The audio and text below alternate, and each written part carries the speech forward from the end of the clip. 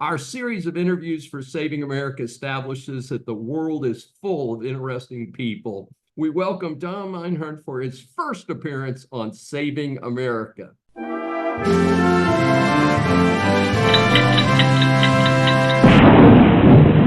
Welcome to Saving America. This is your host, Dr. David D. Schein. Saving America welcomes Dom Einhorn, who comes to us from his home base in Sarlat, France. Incredibly, at 23, moved to the U.S. and created a successful .com startup. He sold that, and in 2001, he moved back to France. He is a serial entrepreneur and CEO of many companies, including digital media, technology, and others. He speaks an amazing 6 languages, including Alsatian. Among his accomplishments, he's the founder and CEO of Unicorn, that's spelled with a Q. This is the largest rural incubator accelerator in the world. I found so much information on the various companies that he started that I really had to edit this down so I could structure my intro and have time for my 3 questions. We welcome Dom Einhorn for his first appearance on Saving America. Thank you so much for having me, David. Looking forward to it. Sounds good. Well, we'll jump right in. With your terrific record, what is your advice for other entrepreneurs out there, especially those who are interested in tech ventures? Well, as you know, tech is pretty much all I've done my entire life. I don't know how to do anything else. I have a very peculiar interest. I've never golfed in my life. I played darts once in my life against my old partner who challenged me to a game of darts that, by the way, he lost, even though I had never played. So I guess I made my point there.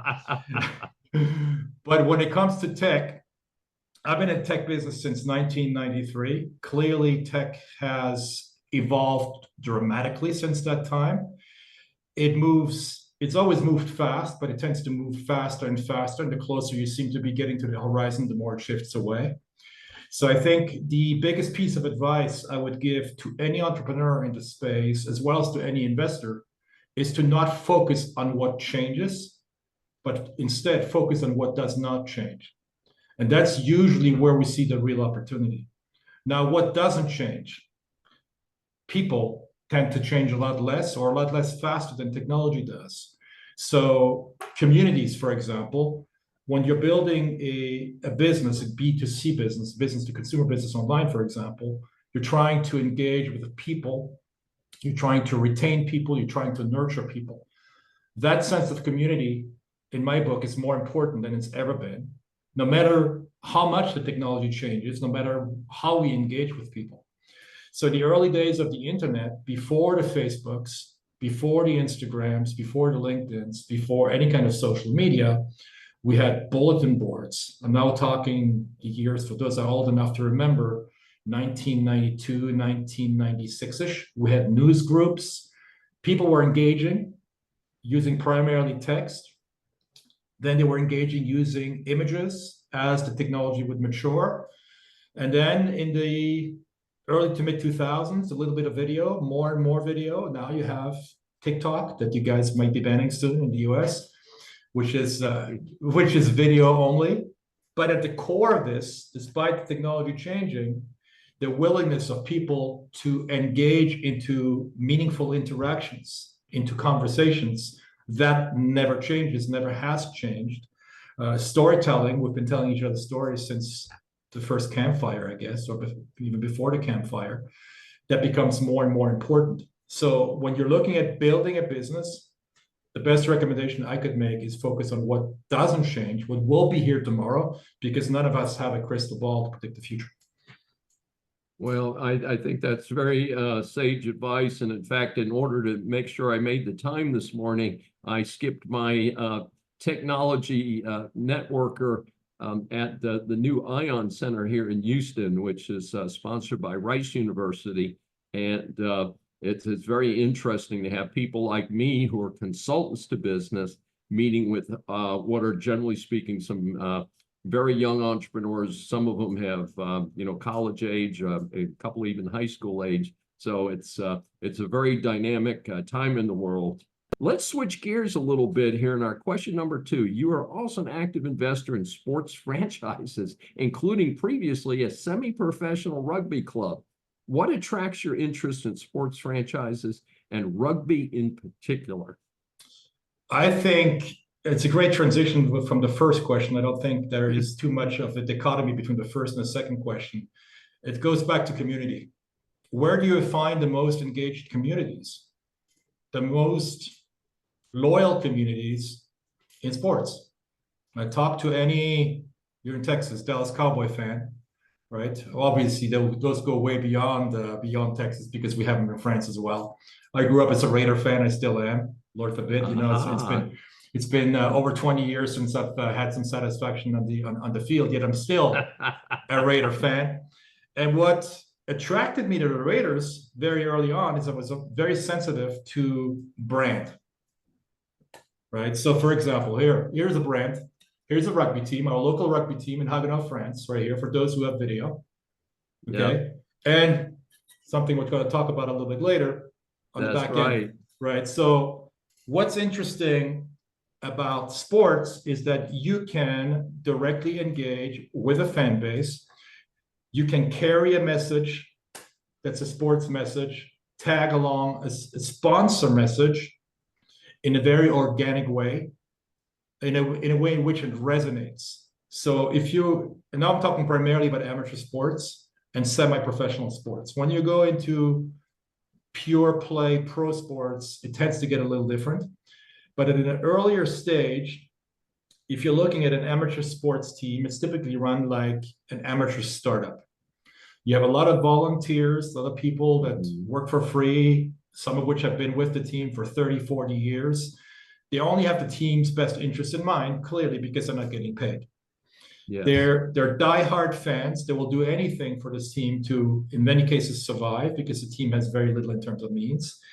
And then as a corporate brand, you can identify these niches, these pockets of opportunity, step in, sometimes for very little money, and help that team grow while growing your own brand.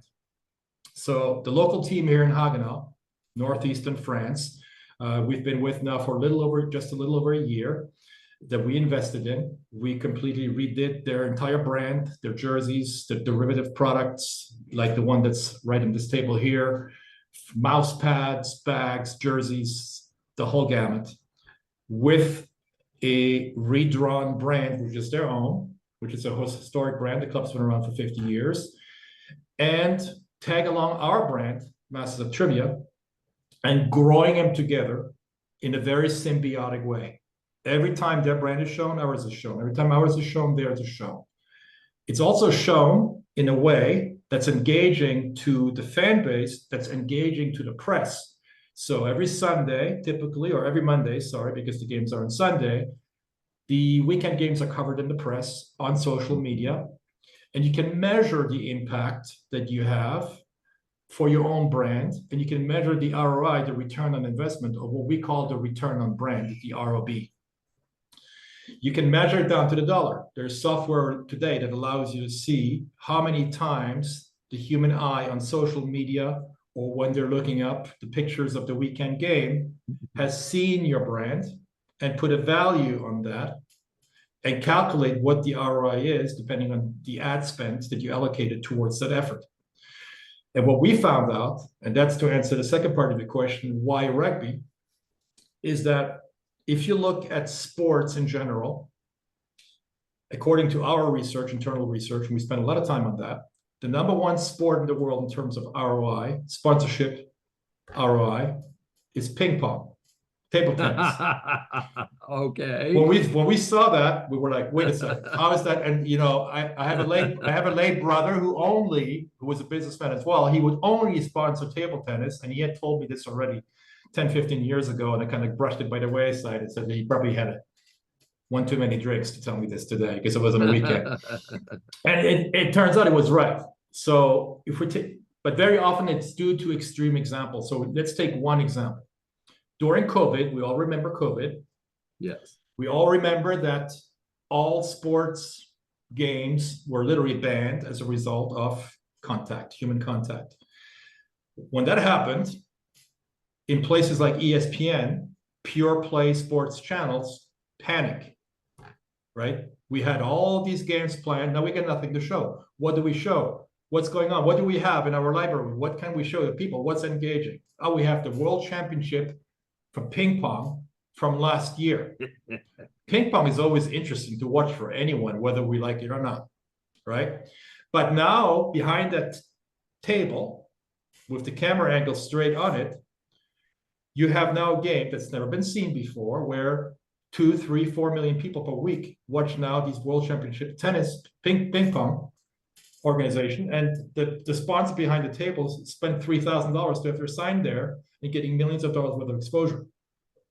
So you have dramatic ROI, dramatic ROB, return on brand, as a result of this once in a lifetime lucky event. Lucky, I put this in brackets clearly because it was during COVID. The second sport that comes close to ping pong is rugby. Here I'm going to take another example, driven purely by metrics. If you're looking, for example, at the French national soccer team, as you call it in the US, soccer versus football, even though we play with a foot, you typically, now we have the Euro Cup going on as we speak. France is qualified for the round of 16, which they will play on Monday against Belgium. There will be roughly 12 to 15 million people, French people, watching that game, give or take. The rugby team tonight, which is the final between Toulouse and Bordeaux, for what's called top 14, top tier, the equivalent of the NFL in the US, will be roughly watched by 8 million people. So give or take a little bit more than half the soccer. But the 30-second TV spot on the soccer game costs 50 times more than the 30-second spot on the rugby game. Fantastic. Why is that? Major delta.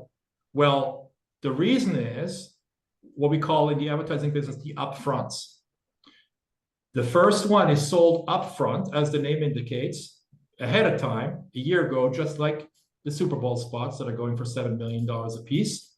Right. Where all of the big brands, primarily consumer brands, the Procter & Gamble's of the world, the largest spender, advertising spender in the world, will outbid each other to be in that spot because there's a finite amount of those 30-second spots to buy. Absolutely. The rugby is not sold this way. It's on a first come, first sold basis. So you don't have this inflation going on, yet you're reaching the exact same person, the exact same butt is sitting in front of the TV station, in this case mine. I will be watching both games.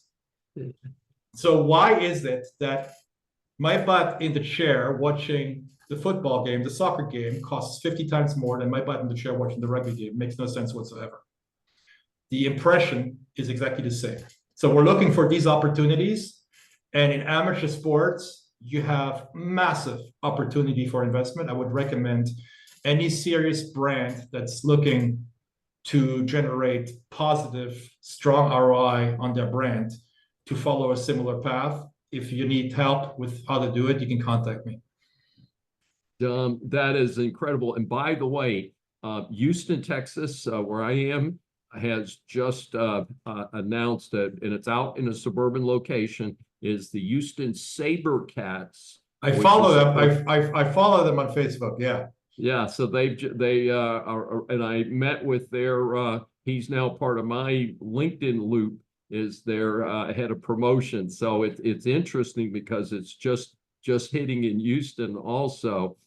Let's move on to number 3. One of your newest ventures ties in with the growing interest in trivia.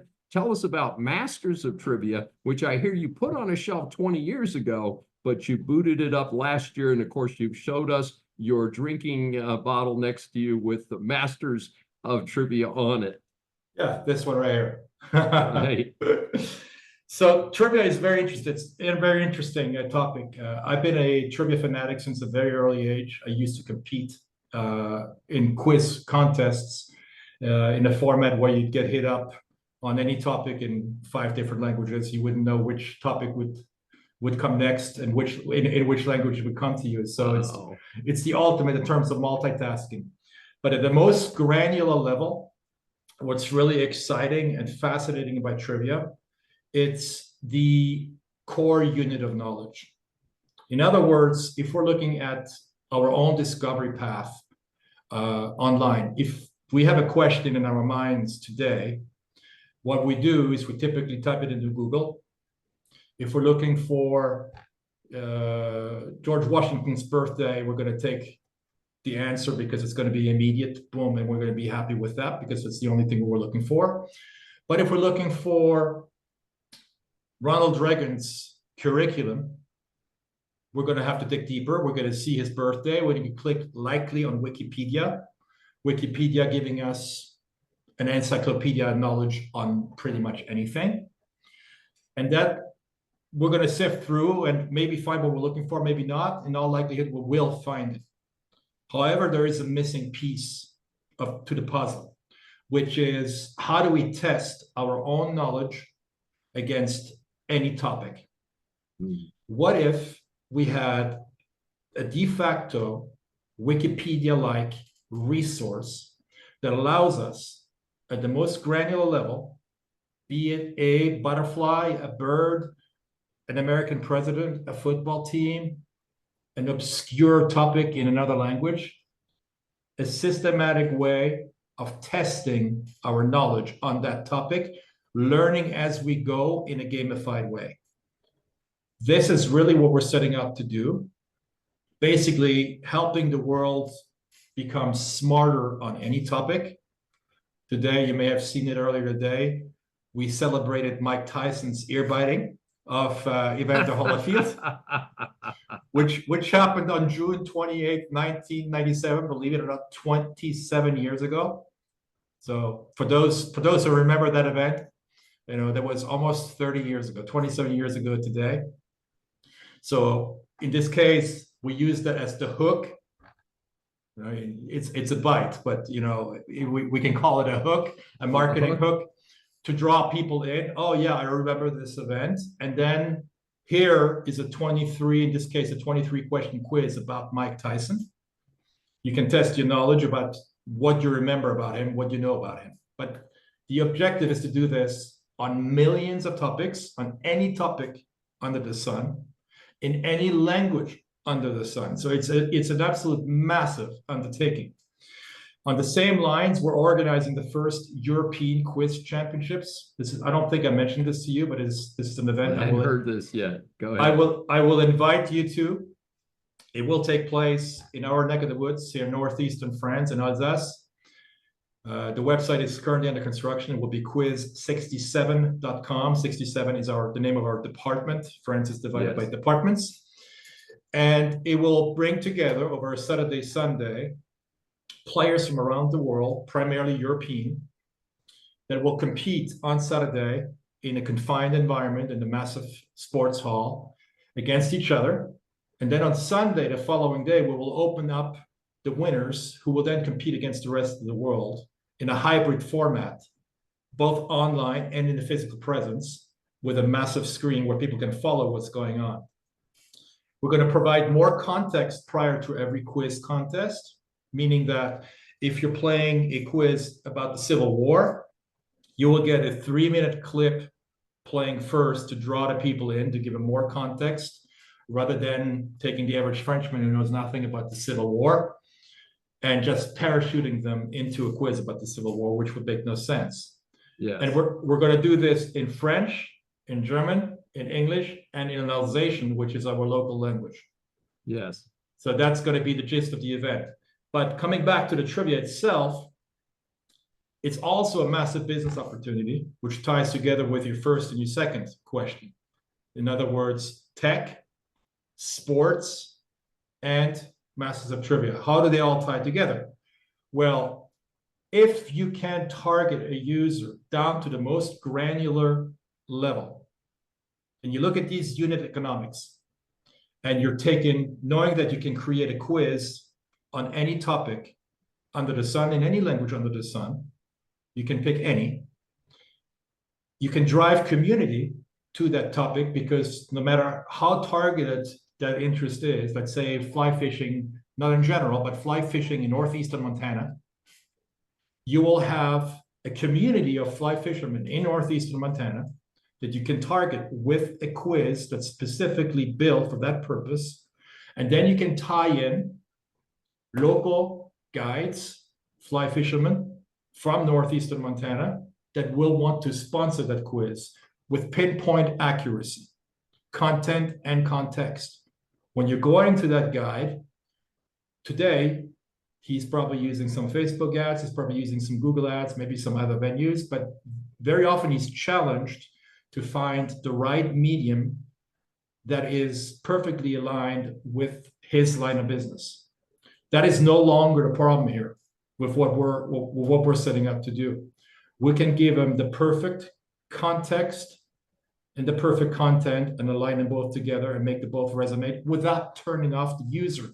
Because if you're, as we all know, very often when we like content, we're annoyed by the advertising that's superimposed on top of that content.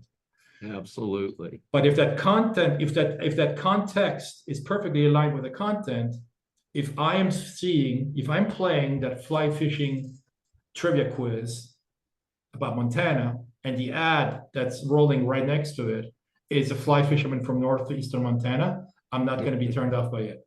I might actually click on it. I might actually contact it. Dom, we could do this for hours. As you know, we talked before we began recording, and we have so much to talk about. But like I said, we try and keep this to a certain length so that people actually watch this fascinating interview. I know I'm looking forward to seeing this again.